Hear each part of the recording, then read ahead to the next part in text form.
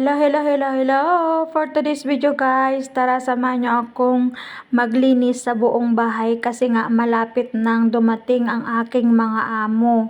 Kailangan na natin maglinis para pagdating nila ay areglado guys. Wala silang masabi at wala silang maitanong sa'yo kung ano yung ginawa mo. Pero in fairness guys, yung amo ko sa awa ng Diyos ay hindi naman mapaghanap ng trabaho. Dito nga ako guys naglilinis sa kwarto ng alaga kong babae guys at bawat sulok talaga ay aking kinalikot para at least maganda ang kinalabasan guys. Maganda talaga yung pagkakalinis natin. At saka gustong gusto ko maglinis guys nang wala sila kasi walang istorbo. Yung hindi ka mapapahinto sa pagtatrabaho guys. Kasi pag ako ay nahihinto, talagang tinatamad na akong bumalik kung ano aking ginagawa guys. At habang naglilinis ako guys, habang ako ay busy, napapaisip tuloy ako na mas nakakapagod pala pag wala sila dito. Akala ko guys magiging okay yung buhay ko, akala ko magkaka-relax ka, akala mo makakapagpahinga ka, pero hindi kasi stress ka sa kaiisip kung saan ka mag-umpisa, kung saan ka mag-umpisa maglinis.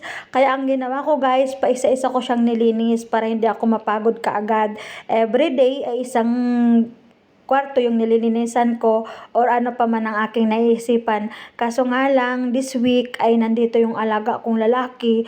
Umuwi siya guys, galing chalet. Kaya hindi ako nakapag-focus sa paglilinis kasi ang dami niyang daladalang labada ng pagdating niya galing chalet.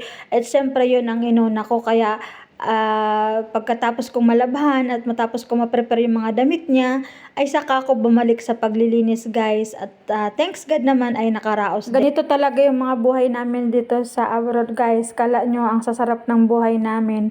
Hindi nyo lang alam na sobrang pagod at sobrang sakripisyo talaga lahat yung ginagawa namin.